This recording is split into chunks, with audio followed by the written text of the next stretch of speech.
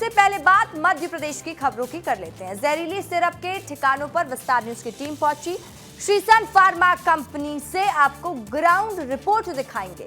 उधर छिंदवाड़ा में 19 बच्चों की मौत के बाद कोल्ड ड्रिफ्ट केस में चौंका देने वाला खुलासा हुआ है। तो कमिश्नर कलेक्टर कॉन्फ्रेंस में मध्य प्रदेश के मुखिया सीएम डॉक्टर मोहन यादव का बड़ा बयान भी सामने आया। और एक तरफ सरकार बच्चों को पौष्टिक आहार देने के लिए करोड़ों रुपए खर्च कर रही है, तो वहीं देखिए दूसरी ओर जिम्मेदारों की लापरवाही से भी बच्चे मिड डे मील से वंचित हो रहे हैं। नर्मदापुरम जिले में झोलाछाप डॉक्टरों से इलाज कराना एक महिला की मौत की वजह बन गया। तो मुरैना जिले से एक हैरान कर देने वाला मामला सामने आया है। देखिए आपका रिपोर्टर बता रहा है कि आपके प्रदेश में क्या हुआ, आपके शहर में क्या हुआ है।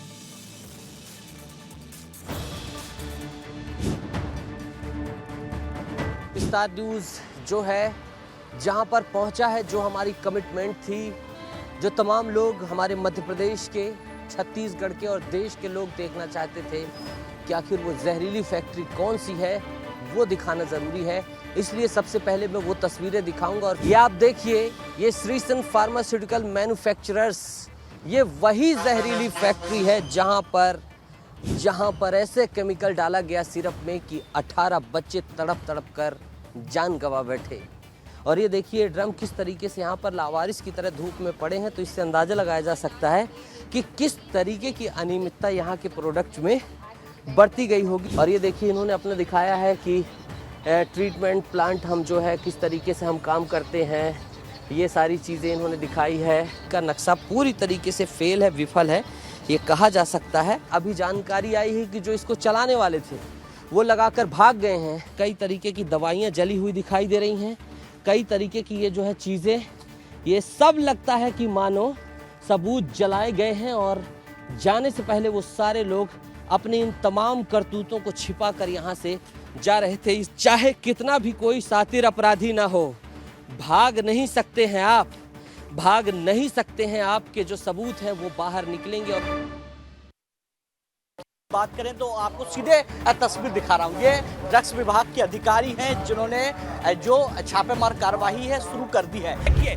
ये वही कंपनी है जिसको सरकार द्वारा प्रतिबंधित कर दिया गया है, क्योंकि कल जांच रिपोर्ट आई है, गाइडलाइन भी जारी कर दी गई है कि ये जो 2 कप सिरप है जो बच्चों के लिए हानिकारक है। स्टॉक पूरा मंगवाया गया था इंदौर के ड्रग्स इंस्पेक्टर के द्वारा, उनके द्वारा हम लोगों को बताया गया। आपस में सभी ड्रग इंस्पेक्टर्स का समन्वय बना हुआ है। जैसे जैसे जानकारी आती जा रही है आपस में शेयर करते हुए उसमें कार्रवाई कर रहे हैं। छुट्टी का दिन है, आप समझिए आज छुट्टी का दिन है, आज सरकारी छुट्टी, मगर उसके बाद भी बिल्कुल पूरी तरह ड्रग्स विभाग अलर्ट हो चुका है और दबिश दे रहा है। मध्य प्रदेश में कलेक्टर कमिश्नर कॉन्फ्रेंस की आज शुरुआत हुई है। मुख्यमंत्री डॉक्टर मोहन यादव ने सभी कलेक्टर और कॉन्फ्रेंस में मौजूद अधिकारियों को संबोधित किया। मध्य प्रदेश में मुख्यमंत्री ने कहा कि सरकार हमारी जनता के प्रति जवाबदेह है। सीएम डॉक्टर मोहन यादव ने साफ किया है कि ये सरकार जनता के प्रति जवाबदेह है। सीएम ने ये बयान राजधानी में भोपाल में शुरू हुई कलेक्टर कॉन्फ्रेंस के दौरान दिया, जिसमें मध्य प्रदेश के सभी 55 जिलों के कलेक्टर, एसपी समेत 250 से अधिक IAS, IPS और राज्य प्रशासनिक सेवा के अधिकारी शामिल हुए। मुख्यमंत्री डॉक्टर मोहन यादव इस कॉन्फ्रेंस में अधिकारियों से उन्होंने सीधा संवाद किया। बैठक का उद्देश्य विजन 2047 को लेकर सरकार की प्राथमिकताओं को स्पष्ट करना और जमीनी स्तर पर आने वाली समस्याओं पर चर्चा करने ऐसी बातें हुई है। इसके साथ ही जिलों के परफॉर्मेंस पर भी डिस्कशन हुआ। हर जिले की परफॉर्मेंस रिपोर्ट इस मीटिंग में बताई गई है। कॉन्फ्रेंस के दौरान मुख्यमंत्री ने कहा कि हर व्यक्ति तक सरकारी योजनाओं का लाभ पहुंचे, इसके लिए अफसरों को काम करने की जरूरत है। सरकार के द्वारा बताए गए रोड मैप पर भी अफसर बेहतर तरीके से कामकाज करें, इसको लेकर मुख्यमंत्री ने निर्देश भी जारी किए हैं। कैमरामैन नागेंद्र के साथ विवेक पांडे, विस्तार न्यूज, भोपाल। सरकार भले ही बच्चों को पौष्टिक भोजन देने के लिए लाखों करोड़ों रुपए खर्च कर रही है, बावजूद डिंडोरी के सरकारी स्कूलों में बच्चों को मिलने वाला मिड डे मील का खाना नहीं मिल पा रहा है। एक तरफ सरकार बच्चों को पौष्टिक आहार देने के लिए करोड़ों रुपए खर्च कर रही है, वहीं दूसरी ओर जिम्मेदारों की लापरवाही से बच्चे मिड डे मील से वंचित हो रहे हैं। हम बात कर रहे हैं डिंडोरी जिले के नारायणडीह गांव के वनवासी टोला स्थित प्राथमिक विद्यालय की, जहां मिड डे मील में लापरवाही का मामला सामने आया है। दरअसल यहां स्कूल में बच्चों को भोजन नहीं मिलने पर उन्हें खाली पेट घर भेज दिया गया। बताया जा रहा है कि स्कूल के रसोई घर में गैस खत्म हो जाने के कारण खाना नहीं बनाया जा सका, इसलिए शिक्षक ने बच्चों को घर जाकर भोजन करने को कह दिया। बच्चों के मुताबिक यहाँ मिड डे मील में रोजाना सिर्फ दाल और चावल ही परोसा जाता है, लेकिन आज वह भी नसीब नहीं हुआ। क्या ये जांच तक ही सीमित रहती है या फिर बच्चों को स्कूल में ही पौष्टिक भोजन मिलेगा? अब देखने वाली बात होगी कि जिम्मेदार इस पर क्या कार्रवाई करते हैं। अनिल साहू, विस्तार न्यूज, डिंडोरी। एक बार फिर झोला छाप डॉक्टर से इलाज कराने की कीमत जान देकर चुकानी पड़ी है। ताज़ा मामला मध्य प्रदेश के नर्मदापुरम जिले से सामने आया है। यहाँ सेमरी हरचंद में एक होम्योपैथिक डॉक्टर द्वारा एलोपैथिक इलाज कर दिया गया, जिस कारण एक महिला की मौत हो गई। ये तस्वीर सेमरी हरचंद के साप्ताहिक बाजार की है, जहां एक फर्जी क्लिनिक बिना किसी अनुमति के नियमों की खुली धज्जियां उड़ाते हुए चल रहा है। स्वास्थ्य विभाग की टीम ने जब यहां दबिश दी तो डॉक्टर सीमा सोनी नाम की महिला मरीजों को एलोपैथी दवाएं और इंजेक्शन देते हुए पाई गई। दरअसल चौराहेट निवासी संतोष अहिरवार ने शिकायत दर्ज कराई थी कि उनकी पत्नी राधाबाई का इलाज इसी क्लिनिक में करवाया गया था।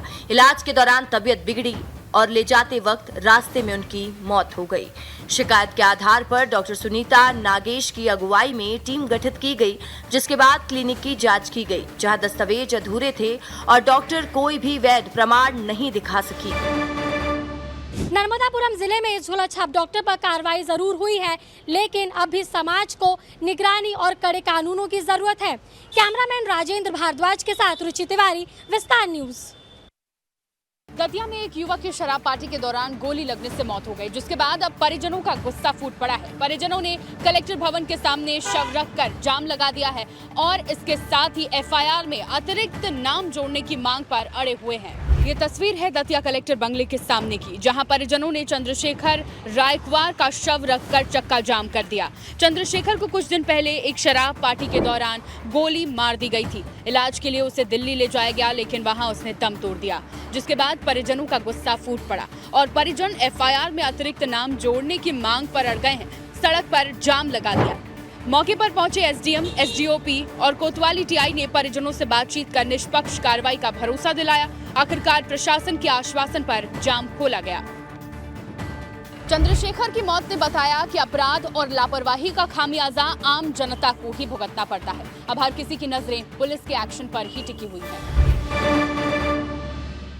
मध्य प्रदेश के मुरैना जिले से एक बेहद हैरान करने वाला मामला सामने आया है, जहां पर तिलावली पंचायत के सरपंच ने गांव वालों से सरकारी योजनाओं के नाम पर ठगी की है और गांव के विकास पर पलीता लगा दिया है। यह है मुरैना जिले का तिलावली पंचायत, जहां के सरपंच विकास शर्मा और उनके पिता श्रीराम शर्मा पर एक के बाद एक संगीन आरोप लग रहे हैं। गाँव वालों का कहना है कि कन्या विवाह योजना के नाम पर उनसे 10,000 रुपए तक वसूले गए। किसी ने सड़क बनवाने के नाम पर पैसे लिए तो किसी ने मवेशी मरने के नाम पर मुआवजे की झूठी उम्मीद दिखाकर गांव वालों से लूट की।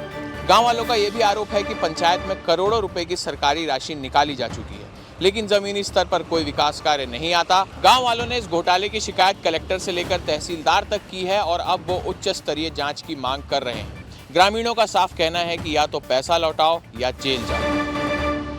वहीं अब देखना यह होगा कि प्रशासन इस बारे में क्या एक्शन लेता है। क्या इस मामले की निष्पक्ष जांच होगी या और मामलों की तरह ये भी ठंडे बस्ते में चला जाएगा। विस्तार न्यूज के लिए मुरैना से मैं आनंद सिंह, धन्यवाद। सिंहस्थ महापर्व 2028 में आना है, लेकिन उसके पहले से ही जिला प्रशासन और पुलिस प्रशासन की तैयारियां युद्ध स्तर पर की जा रही हैं। उज्जैन में सिंहस्थ 2028 के लिए सुरक्षा तैयारियों की शुरुआत हो गई है।